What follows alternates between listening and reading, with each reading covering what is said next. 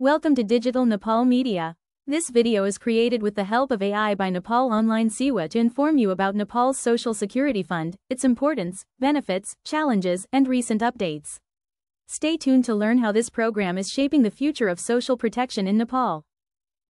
जीवनमा कति जोखिम आइपर्छ नै बिमारी कहिले काम नहुने दुर्घटना अनि बुढेसकाल त छँदैछ यस्तो बेला कसरी धान्ने होला आज हामी यही नेपालको सामाजिक सुरक्षा कोष मतलब एसएसएफ को बारेमा अलि गहिरिएर कुरा गरौँ न त हुन्छ हामीसँग केही सामग्री पनि छन् रातोपाटीको एउटा लेख छ कोषको आफ्नै वेबसाइटको जानकारी अनि बीबीसी नेपालीको रिपोर्ट पनि हाम्रो लक्ष्य चाहिँ के हो भने यो कोष खासमा के हो कसलाई फाइदा हुन्छ के नयाँ कुरा आएका छन् अनि त्यो अनौपचारिक क्षेत्रका श्रमिकको लागि चाहिँ किन गाह्रो भइरहेको छ यो सब केलाउने हो ठीक हो अब सामाजिक सुरक्षा भनेको के हो बाटै सुरु गरौँ न त हुन्छ खासमा यो भनेकै जीवनमा त्यस्तै अघि भने जस्तो जोखिमहरू आउँदा मतलब बिमारी दुर्घटना बेरोजगारी वृद्धावस्था यस्तो बेलामा राज्य या समाजबाट पाउने एउटा आड भरोसा हो के एउटा किसिमको सुरक्षा कवच जस्तो हो बिल्कुल यसले पैसाको राहत मात्र दिँदैन गरिबी घटाउन स्वास्थ्य शिक्षामा पहुँच बढाउन अनि मान्छेलाई आफ्नो राज्य छ भन्ने भावना जगाउन पनि सघाउँछ अन्तर्राष्ट्रिय स्तरमा पनि यस्तो अभ्यास छ होला नि छ नि जर्मनीमा त्यो बिस्मार्कले त 1880तिरै सुरु गरेका थिए पछि 1952मा आईएलओ मतलब अन्तर्राष्ट्रिय श्रम संगठनले त झन यसका लागि 9वटा न्यूनतम मापदण्ड नै तोकेको छ ए नेपालमा चाहिँ यो कसरी आयो त अलि पछि सुरु भयो होला है हो पछि नै भयो इतिहास हेर्दा त राणाकालमा सैनिक द्रव्य कोष भन्ने थियोले पछि 2029मा कर्मचारी सञ्चय कोष आयो त्यो त सरकारी कर्मचारीको लागि भयो त्यो त छँदैछ निजी क्षेत्र र अरूलाई पनि समेट्ने कुरा चाहिँ 2048को श्रम ऐनले अलिअलि उठायो अनि 2051-52मा ज्येष्ठ नागरिक भत्ता सुरु भयो तर सबैलाई समेट्ने एउटै कोष चाहियो भनेर जोड दिने काम चाहिँ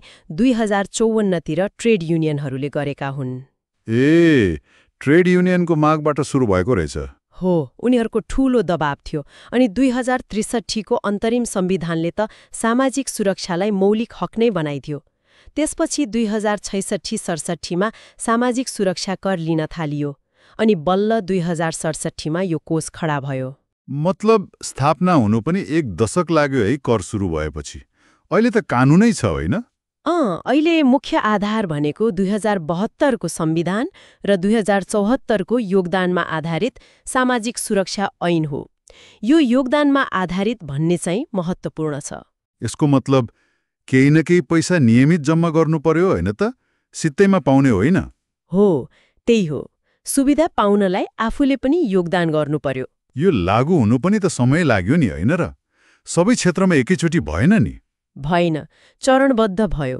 पहिला औपचारिक क्षेत्र मतलब कम्पनीहरूमा काम गर्नेहरूको लागि 2076 साउन 1बाट सुरु भयो अनि विदेश जानेहरूको उहाँहरूको लागि 2079 चैत्र 8बाट र अनौपचारिक क्षेत्र अनि आफ्नै काम गर्ने स्वरोजगारहरूको लागि चाहिँ भर्खरै 2080 साउन 31बाट सुरु भएको हो ए भनेपछि अहिले मुख्य 4 समूह भए औपचारिक वैदेशिक रोजगार अनौपचारिक र स्वरोजगार कतिको सहभागिता छ त अहिलेसम्म वैदेशिक रोजगारीमा जानेहरूको त एकदमै राम्रो छ 2081 चैत्रसम्म हेर्दा 15 लाख भन्दा बढी पुगिसके ओहो 15 लाख तर अरू क्षेत्रमा खास गरी अनौपचारिकमा एकदमै कम छ त्यो पछि कुरा गरौँला एउटा अर्को नयाँ कुरा के थपियो भने 2080 चैत 15को निर्णयले पेन्सन नपाउने सरकारी वा अर्ध सरकारी निकायका कर्मचारी पनि अब यसमा आउन सक्ने भए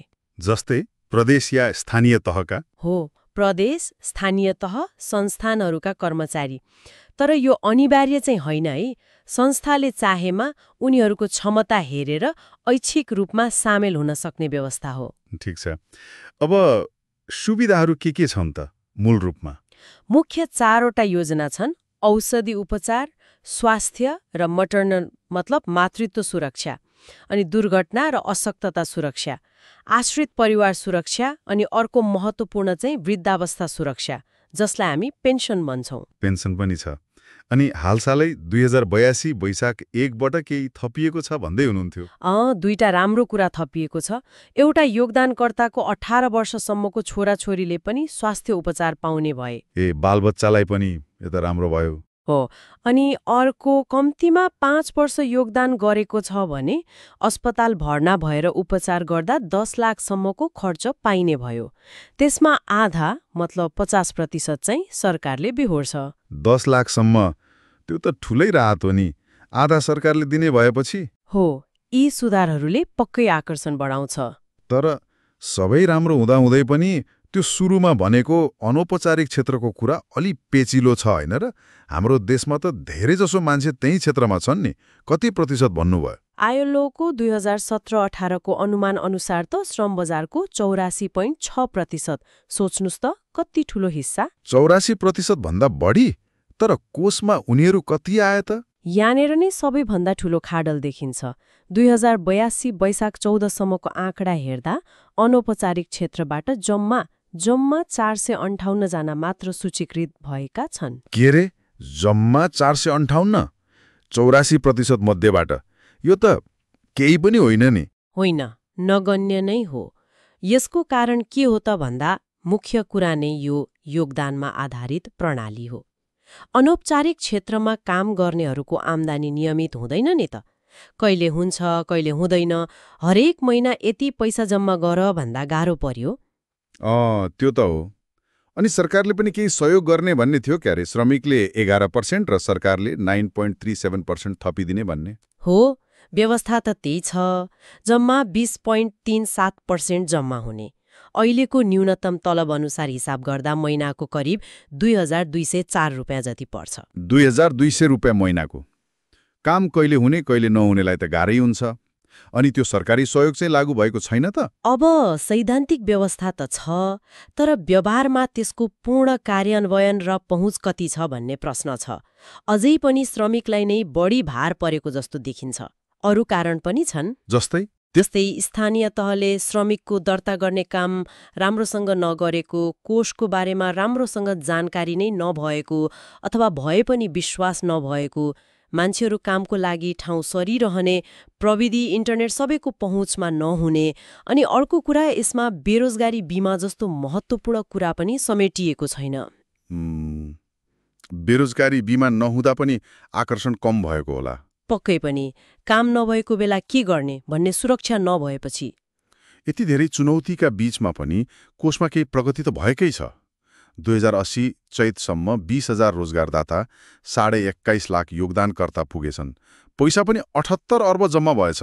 14 अर्ब जति त दाबी भुक्तानी पनि भइसकेछ। हो, प्रगति शून्य त छैन। खास गरी औपचारिक र वैदेशिक रोजगारीमा राम्रै छ। तर त्यो 84% अनौपचारिक क्षेत्रलाई हेर्दा त्यो प्रगति साह्रै सानो देखिन्छ।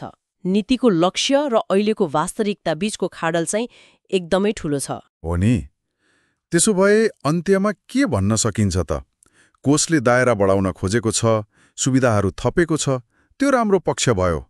तर देशको अर्थतन्त्र धान्ने ठूलो हिस्सा त्यो अनौपचारिक क्षेत्रका लाखौं श्रमिक चाहिँ कसरी यो सुरक्षाको दायरा बाहिरै छन् भन्ने मूल प्रश्न बाँकी नै रह्यो। यसले एउटा गम्भीर प्रश्न खडा गर्छ। हो, प्रश्न के हो भने जसको कमाई नै निश्चित छैन, कहिले धेरै कहिले थोरै हुन्छ, त्यस्ता अनौपचारिक क्षेत्रका श्रमिकलाई समेट्न कस्तो खालको नयाँ अलि लचिलो, सायद सुरुमा थोरै पैसाबाटै सुरु गर्न मिल्ने खालको प्रणाली बनाउन सकिला, ताकि सामाजिक सुरक्षा साँच्चीकै सबै नेपाली श्रमिकको पहुँचमा पुगोस्। यो चाहिँ अब सोच्नै पर्ने विषय हो।